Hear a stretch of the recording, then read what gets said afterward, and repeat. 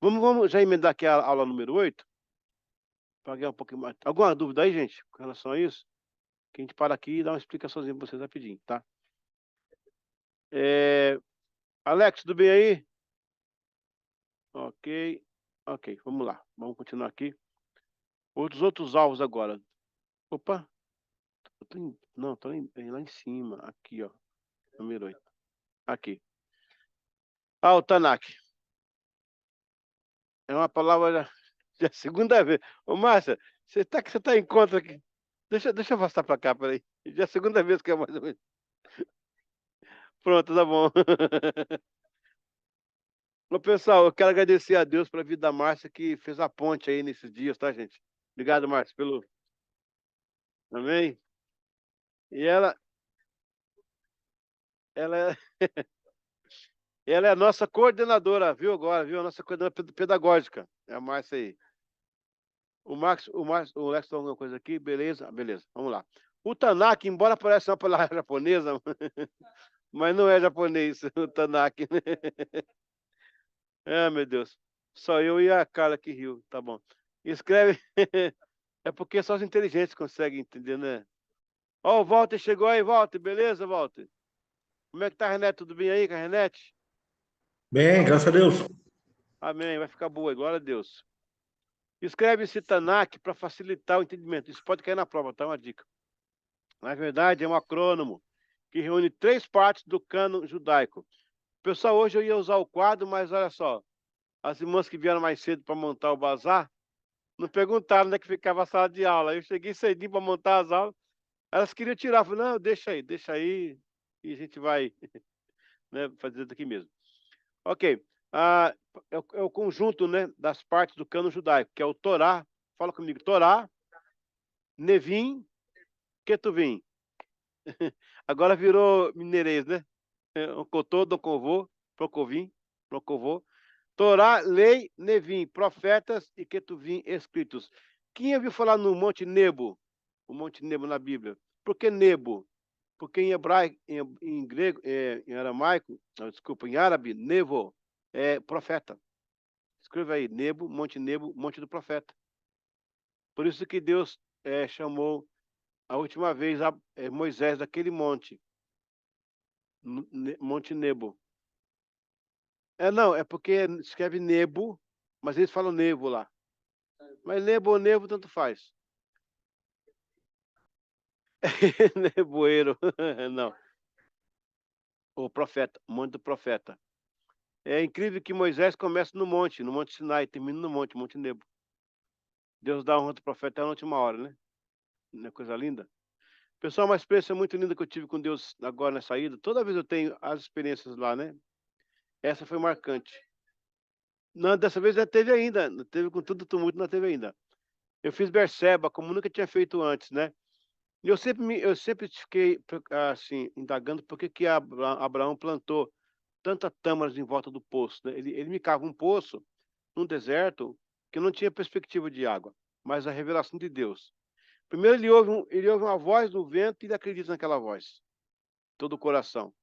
E agora o museu novo que fizeram, você caminha com ele na montanha, vai o filme, né? Ele, o Abraão, com Isaac e tudo, e você vai caminhando do lado junto com a montanha. É muito emocionante esse negócio, é coisa linda.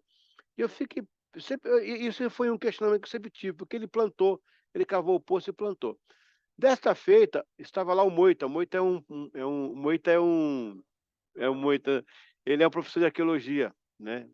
Quando esses caras tão perto, meu, você tem que sugar dos caras. Aí tive um tempinho lá junto, Moita, vem cá e tal. Ele falou, rapaz, na verdade, a tâmara, ela é a tecnologia da época. A diferença entre técnica e tecnologia é que técnica é algo que não tem nenhum material, máquina envolvida. Quando você coloca a máquina, vira tecnologia. Técnica e tecnologia. Técnica é manual. Tecnologia tem uma, uma, um device, né? Um aparelho envolvido, equipamento. Então, Abraão fez ali uma tecnologia, embora não fosse um equipamento. Na verdade, o que ele me ensinou ali, que eu achei muito lindo, eu vou até preparar uma mensagem melhor sobre isso.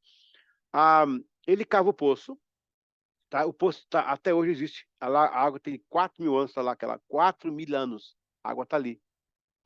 que Abraão cavou. Deus dá uma revelação para aquele homem, ele cava o poço, naquele poço está embaixo um lençol de água de 24 km² de água potável, embaixo do deserto. Quem descobriu isso? Só Deus, né? Revelação. Mas por que ele cava o poço e planta tâmaras ao redor? Muito bem. A raiz da tâmara, ela chega a 60 metros embaixo da terra. Ela vai. E sabe o que ela é? Ela vai se fincando assim debaixo da terra. Ela puxa água. Quando Deus te der uma revelação, plante suas tâmaras. Deus falou que vai ter água, mas se você não ver, coloque tâmara, ela vai chegar. Nosso problema é que a gente recebe a revelação e não acredita nela. Abraão podia cavar o poço e sentar, não ia ter muita água. Mas quando ele cava, põe a tâmara e fala, se tem água, ela vai vir. Espera aí. Jogou a tâmara lá, a tâmara ela puxa, ela tem o sistema da raiz, ela chama, o que for umidade, ela chama para si. E nisso o poço fluiu e coligou com o lençol de água. Aleluia. É. Aí a pergunta é, ele podia ter feito só o poço. Ele mandou cavar o poço, mas Deus falou assim, não, eu vou te dar água, você cava o poço, mas para a água vir tem que ir para a tâmara. Então, abraço que Deus te deu, plante suas tâmaras.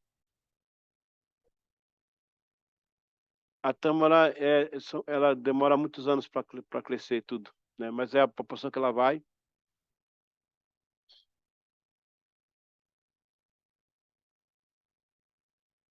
Sim, sim.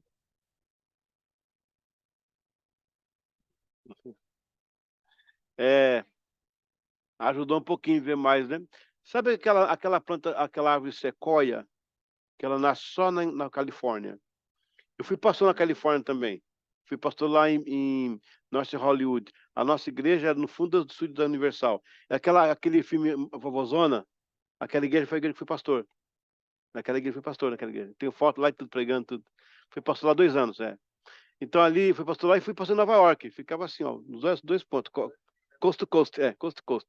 Nova York fui pastor no Queens, lá em Astoria. E lá em Los Angeles, lá também nesse lugar. Ah, lá tem as sequoias daquela região, que são árvores centenárias, que são enormes, elas crescem muito. Gente, quando a sequoia cai, dá para fazer uma ponte para passar carro embaixo. O que que mantém aquelas árvores tão grandes em pé? Nada derruba elas. Tem mais de milenar, uma coisa assim. As sequoias se abraçam embaixo da terra. A raiz da sequoia não vai para baixo, ela amarra uma na outra, segura uma da outra. A única forma da igreja ser forte é quando a gente se abraça um ao outro. Subterrâneo, ninguém está vendo, mas a unidade vence. Você olha aquele monte de sequoia e fala, meu Deus, como é que não tem? O segredo não está na beleza dela, está embaixo na raiz. O que mantém uma igreja em pé? Raiz da unidade. Um abraça o outro, um segura o outro, um suspende o outro, um sustenta o outro, um agarra o outro, vai embora, disse ele.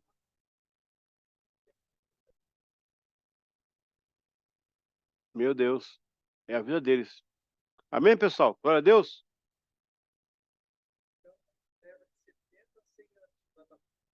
Para dar fruto. E quando a Bíblia fala que você estaria para a terra que emana leite e mel, como assim leite e mel? Não tinha abelha, não tinha vaca, lá que leite e mel é isso aí? O mel que Deus está falando é a doçura da tâmara. E o leite é a água que a terra dá. O que fazia o homem rico naquela época? O homem que tinha poço com água. Por que era comum cavar poço? Porque a única forma de você dizer, isso aqui é meu. Você cavou, deu poço, deu água, significa que Deus abençoou você no deserto, aquele lugar é seu. Cave seus poços. Cave seus poços. Aleluia. Vamos lá? Quando se menciona cânon, não foi algo previamente pensado. O que acontece é que, no decorrer dos anos, procurando ser mais ortodoxo possível e não mesclar tradição, é que os eruditos foram agregando documentos que um grupo de estudiosos religiosos, em consenso, atestavam ser sagrados ou inspirados. Por isso, no Antigo Testamento, a formação do cânon girou em torno de 400 anos. O AT hebreu judaico reconhece 24 livros dos textos maçoréticos conhecidos como Tanakh ou Bíblia hebraica. Um processo que durou entre 200 a 200 anos, 200 antes de Cristo e 200 depois de Cristo. Tanakh é o acrônimo de Torá, Lei, Nevim, Profetas, Ketuvim, Escritos. O corpo da escritura judaica, acrônimo Tanakh, é o documento na literatura rabínica pós-talmúdica. Durante esse período Talmud, o termo Tanakh não foi usado. Em vez disso, foi preferido o termo Mikra ou Mikra. Veja bem, esses 200 anos antes e depois, por quê? A confecção da Bíblia em si, ela se dá após o retorno do Esdras no segundo cativeiro, que é o babilônico. Quando ele vem com o povo, eles tinham que voltar à palavra. Pensa bem, pensa bem. Os velhotes que estão vindo com 70 anos de idade saíram com 2. Quando eles saíram para o cativeiro, eles tinham 2, 3 anos de idade. Então eles voltaram agora, eles contaram para os filhos como é que era Jerusalém, aquela vontade de rever Jerusalém. Tem até aquele salmo, né? Junto aos rios de Babilônia se assentavam. Israel tem, que o pessoal dançava na discoteca achando que era mundana, né? Era um hino, né? A burrice, analfabetismo é uma coisa. Então ele canta os hinos de Sião, diz os caldeus. Nos alegre com a sua melodia. Hinos de Sião aqui em terra estranha. Não cantamos, era o que Israel dizia. Pendurava suas harpas e se recusava a cantar até que voltasse do cativeiro. Aquela geração cresceu ouvindo isso. Jerusalém, o templo, Deus, a presença. Quando eles voltam agora, Alberi, está tudo destruído. Babilônia acabou com tudo, arrebentou com tudo. Eles iam reconstruir. Então Esdras traz o quê? Esdras traz os rolos que ele conseguiu achar dos profetas que restou. E ele começa a ler a lei que os judeus cresceram sem ouvir. E agora diz a Bíblia que eles ficaram de manhã até a tarde em pé, lendo a palavra do Senhor. A sede, o avivamento pela palavra.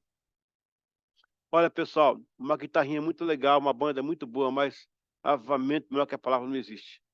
Quando a igreja tem sede da palavra, sede que é a palavra, quer ouvir Deus, quer ouvir Deus. Aleluia, aleluia. Glória a Deus por isso, né? O Senhor é fiel. Vamos continuar? Grande sinagoga. Não há uma data específica. Desculpa, eu comecei ali e não terminei. Aí, 200 anos antes, então, foi o Esdras, né? Não foi 200 anos. O Esdras começou a mexer com isso. Quando ele morreu, tudo, os que vieram depois continuaram a reunir os livros escritos. E, na verdade, a figura do profeta já não tem mais. Acabou ali, Malaquias, Sofonias, os últimos profetas lá, acabou. E agora vai ter a figura de quem? Do rabino, que vai ser um estudioso, que vai ler, vai reler, vai ensinar para as pessoas. Aí fica o rabi, que é mestre, né? Ele vai ler e vai ensinar. E nisso aqui, eles vão compilando. Por exemplo, o livro de Salmos. Eu estava ouvindo um pregador esses dias falar, meu Deus do céu, fiquei gente da internet, o cara me fala assim, e quando Davi escreveu aquele salmo, ele abriu e disse para alguém, o que você achou dessa frase, desse verso? Falei, gente, Davi nunca escreveu nada, Davi cantava, foi auricular, lá na frente, na grande sinagoga, já tinha 600 anos, Davi tinha morrido, quase 1000 anos já, alguém falou, vamos compilar essas coisas, vamos escrever isso. Aí pegaram 150 salmos, tinha muito mais, mas tinha muito mais. Fizeram 5 livros de salmos, escreveram 150 salmos, que eles lembravam. Canta um pouquinho agora. Vamos escrever isso aqui. Cante isso aí. Isso é de quem era? Isso é de Davi. Isso é de Remã. Reduntum. Esse é de... Então, eles compilaram depois, isso foi na grande sinagoga, chamada grande sinagoga, que é 200 anos antes de Cristo, que culminou também com a tradução da Septuaginta. Aqueles 72 escribas que tinha, eles que fizeram aí o cano, que confeccionaram o cano. Aí teve aquela reunião em Jâmia, que hoje é sudoeste da Judéia, que eles reuniram, os livros que vão ser inspirados são os que foram escritos em Israel, que foram escritos em hebraico e até os profetas. Depois disso não é mais. Por isso que não consideram Judite, Baruque, vem depois, né? Interessante essas coisas. E 200 anos depois, é porque os maçoréticos vieram depois, eles conferiam. Lembra dos bereanos na Bíblia, que os bereanos ficavam conferindo a palavra? Os maçoréticos também conferiam as letras, estava tudo certinho. E depois eles colocaram uns sinais para identificar as vogais que não conseguia ver no hebraico, né? Aquela língua, esqueci uma língua do céu. Então foi tudo isso aí.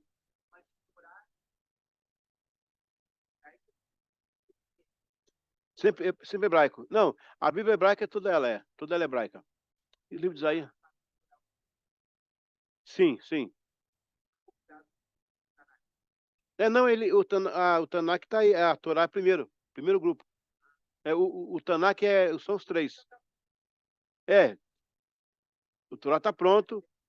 Isso, o Netuvim e o Ketuvim. Para nós, assim, ó. Se eu lembrar aqui, são as leis, aí depois vem os livros históricos, depois vem os proféticos. Não, as leis, os históricos, os poéticos e os proféticos. É isso mesmo. Então veja aí, Gênesis, né? Aí começa depois de Josué lá, os históricos, aí vem Salmo, Jó, Eclesiastes, poéticos, depois vem Daniel, Ezequiel, é assim. Para os judeus, esses quatro vira três.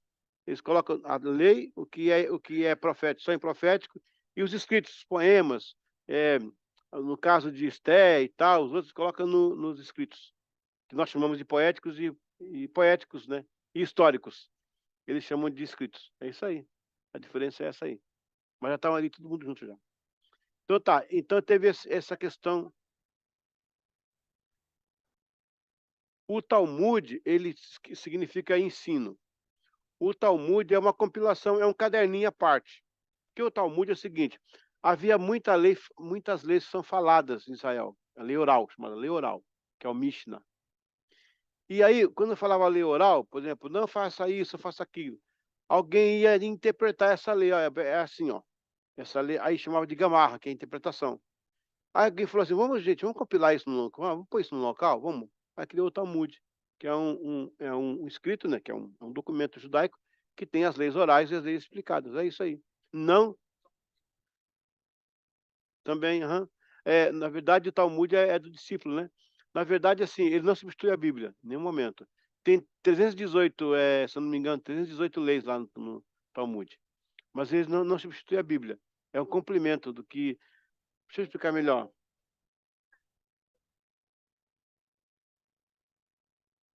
Aham. Eles. Não, mais prático o Talmud está dentro, não livre dentro do Talmud. Porque o Talmud vai lá na frente. O Talmud aparece bem aqui na frente, bem depois dos profetas. Ele é bem no finalzinho. Antes não tinha. É justamente para tentar explicar as coisas. Eu vou dar um exemplo. Chanukah, ou Hanukkah. Hanukkah é uma festa judaica que comemora a, a queda do período sírio, quando os macabeus conquistaram a revolta e retiveram de volta, então, a província de Jerusalém, de Israel. Quando estava lá no templo, lá o candelabro aceso, era para ter acabado a lâmpada. Ela continua 9 dias acesa. E disseram que foi Deus que deixou a lâmpada acesa. E hoje o menorá e o... Não é o menorá, agora os dois são candelabros, mas o menorá de 7 e o Chanukah de 9. O menorá de 7. O Chanukah é de 9. Porque 9 dias o Senhor sustentou. Isso não está na Bíblia, mas está no Talmud. É uma coisa que não é bíblico, mas aconteceu para eles, está no Talmud. Por exemplo, o Solidel, que é o Kippah, Kippah, homem do concerto. Então, é uma coisa, quando o judeu usa, ele está com uma causa dentro de Deus. Como ele não tem tempo de ficar orando o dia inteiro, ele põe aqui para fazer, estou em oração, eu estou numa causa. É uma causa, um processo, um propósito. Propósito. A não ser quando é um dia sagrado, como o Purim Tumim ou o Sabá. Fora isso, se ele está usando num dia normal, que pá, está dizendo, eu estou com um processo, eu estou com um propósito de Deus. Não, só terminar assim. Aí, esse que se lhe deu, não está na Bíblia, mas está no Talmud. Então, são costumes que foram desenvolvidos pela nação que eles não quiseram colocar na Bíblia, porque já estava escrito as coisas lá, e não quiseram colocar mais. Então, criaram o Talmud, que foi a lei oral, e ela é explicada e virou o Talmud. Pode continuar.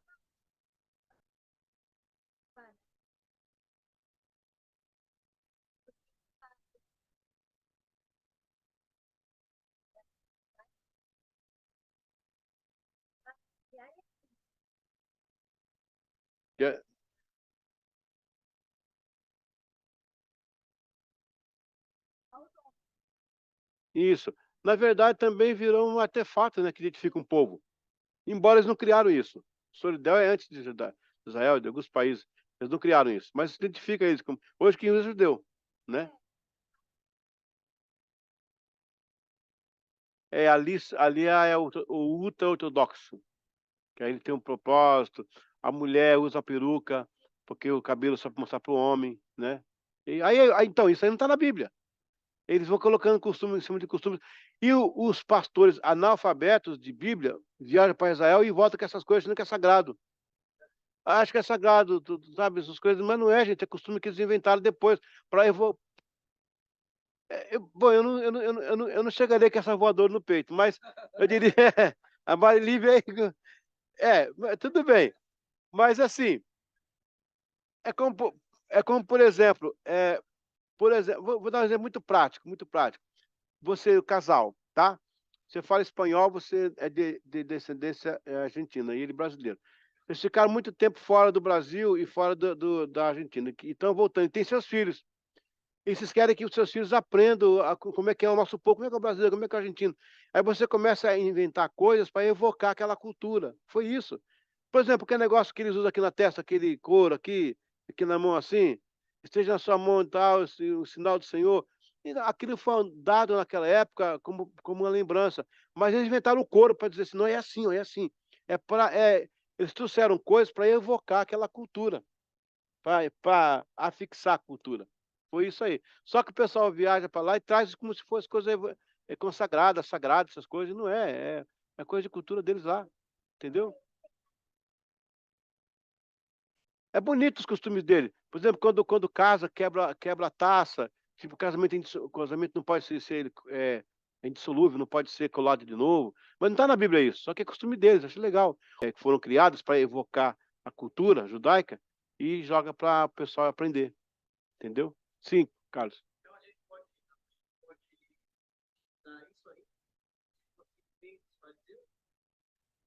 Os fariseus, os saduceus, os zelotes são partidos políticos que vão surgir, inclusive lá no tempo dos essênios também, os essênios, né? Que vão criar também seus costumes, mas não são bíblicos.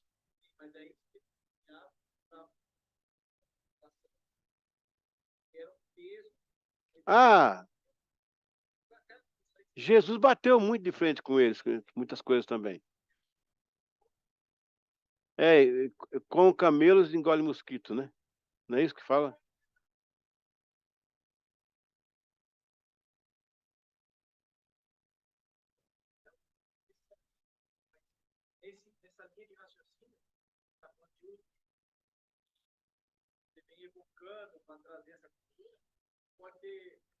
Extrapolado também.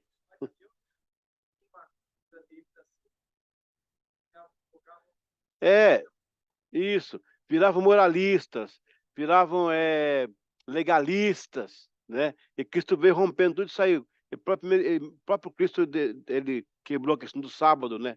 Ele foi um dos que quebrou a questão do sábado. O Alex está falando aqui, rasgar as vestes no luto também era costume. Sim, são vários costumes. Nem todos Deus deu. Nem todos Deus deu. Que Deus deu, ele falava, eu, o Senhor, falo, né? O Senhor, sim, disse o Senhor, mas nem todos Deus deu. Vamos terminar aqui para a gente ir para um intervalozinho, porque a Carla tá com sono ali. Vamos lá. Brincadeira, cara, tá brincando. Você tá muito esperta. Grande sinagoga. É não, tadinha. É não. Ela tá concentrada. Eu tô brincando com ela. Não há uma data específica comumente aceita por todos sobre a confecção do cânon do Antigo Testamento. O que temos são fragmentos históricos. No entanto, em uma análise breve sobre isso, identificamos que entre discussões e oficializações, as datas variam entre 2 séculos antes e 2 séculos depois de Cristo. Um dos movimentos que aponta para a padronização dos documentos do AT é a Grande Sinagoga de Esdras, já falei, né? Trata-se de uma informação descoberta de um texto do Talmud babilônico chamado Baraita Baba Batra. Parece uma música aí, né? Tudo indica que seja do século II a.C. Baraita significa externo, o que nos conduz às tradições da lei oral. O Talmud, que significa estudo em hebraico, é um compêndio de livros sagrados dos judeus. O Talmud reúne registros acabei de falar isso, né? Discussões rabínicas atreladas à lei, à ética, costumes históricos do judaísmo. Por exemplo, uma coisa que meu pai dizia: nunca engane ninguém, meu filho. Nunca faça isso. Trabalhe na burrice das pessoas. Trabalhe na burrice. Não engane, trabalhe na burrice. O judeu levanta de manhã e fala assim: meu dinheiro está no bolso de alguém, vou buscá-lo. Entendeu? E assim, meus tios que não paravam para comer, a gente uma vez viajou para o Nordeste aí, meus tiozão lá, meu pai, os judeuzão lá, falaram: filho, olha só, não engane ninguém, trabalhe na sabedoria judaica. Peça à la carte, pedimos à la carte, metade da carne lá e falava assim, chamava o garçom: olha, pode esquentar para nós? O garçom ia esquentar, porque realmente esfriou. Mas quando voltava lá na assadeira, ninguém fazia conta de quem é quem, enchia de novo e vinha outro prato, tá vendo, meu filho? A gente comeu 2 pratos por um, e eles nem sentiram. Isso é trabalhar na cultura, né? Isso. Então, uma vez, lá em Guarulhos, sabe lá em São Paulo, Guarulhos, tinha uma oficina de carro assim: troca o pneu e ganha outro, troca um pneu e ganha um novo, troca o pneu e ganha outro, né? Meu pai parou o carro, falou assim para meus irmãos: aprendam, não engane ninguém. É eles que estão dizendo isso aí. Trocou um pneu, ganhou outro. Aí saiu o carro, 2 pneus novos. Aí deu a volta do quarteirão, encostou o carro de novo. Falou: agora de trás. O cara: não, peraí. Aí, não, tá escrito aí: troca o pneu e ganha outro. Você não escreveu isso aí? Aí veio o gerente: quem foi o burro? Coloca aí, uma troca só, uma troca só. Agora troca o dele aí, né? Fazer o quê? Meu pai: tá vendo, meu filho? Nunca engane ninguém. É, olha, uma vez, não, o que tá errado? Não tá errado não, é. Ninguém colocou, ele viu que tava lá, né? Vou aproveitar a promoção. Depois, depois, depois se colocaram aviso. Depois colocaram aviso. É, pois é. Uma vez, Uma vez o judeu foi pego lá, o judeu foi. Mataram a menina lá, mataram, e o cara correu e alguém viu. Esse cara que correu parecia um cara que era judeu. E a turma tinha raiva dele. Aí que mandaram, aí acusaram ele e tal, mas não fui eu. E acusaram o cara, e a testemunha não chegou lá, e o juiz apertou. A testemunha: ó, eu não tenho muita certeza, mas é ele mesmo, ele parece com ele, o jeito dele. E o juiz falou assim: olha, você fala que não é, eles falam que é e tal, uma coisa, sabe? Não foi o seguinte: vamos resolver esse negócio aqui. Eu vou colocar 2 papéis escrito culpado e inocente. Vou amassar, jogar na mesa. O que você escolher, o outro é a sua sentença. O judeu olhou, aí o judeu tem aquele negócio do 0%, né? Que é um segredo judaico, 0%. Aí ele olhou assim, falou: peraí, o que eu escolher, o que ficar, vai ser. Ok, pode escolher. Ele pegou o papel e engoliu. Porque o juiz tinha escrito culpado e culpado. Aí ele engoliu e falou: agora só pode abrir.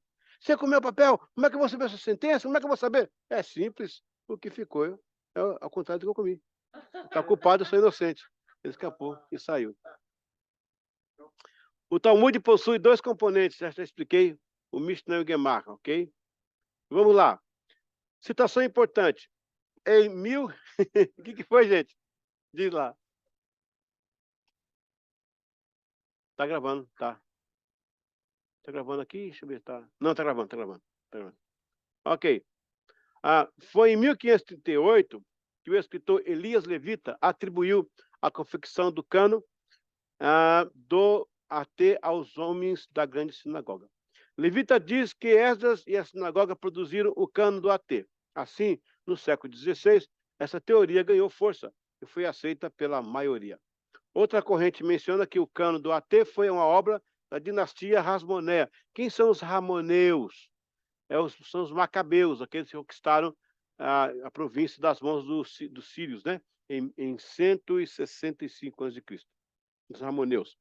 No caso aqui, a dinastia começou um pouquinho antes, pois sua influência exercia o controle religioso e político da época, até porque tinha livros sagrados lá no templo, né, guardados por eles. De acordo com Marx e Bettler, as escrituras judaicas, com exceção da Torá, dos profetas, era fluida, com diferentes grupos aceitando a autoridade de diferentes livros. E, por último, o historiador Flávio Josefo faz menção dos livros de Esdras, Neemias e Esté, em sua obra Antiguidades Judaicas. De acordo com Gerard Laurie, essas menções ou reuniões dos livros na lista de Josefo caracteriza o cânone judaico. No entanto, em 1871, Heinrich Gretz chama a atenção para o Concílio de Jâmia, isso aí, ó, que em sua pauta debateu sobre o cânone judaico em algum momento do século I, anos 70, 90, né? Embora esse conceito foi aceito na época pelas grandes comunidades, mais recentes estudos mostram que o Concílio de Jamnia não se ocupou devidamente sobre o assunto, e por isso a comunidade estudiosa já lança dúvidas sobre tal. O fato é que durante 400 anos, 200 anos de Cristo e 200 depois, o cânone judaico foi se estabelecendo. Amém? Alguma dúvida aí? Não? Glória a Deus. Então, 5 minutos para tomar uma água. Pessoal de casa aí, ir no banheiro, tomar água, jantar, fica à vontade.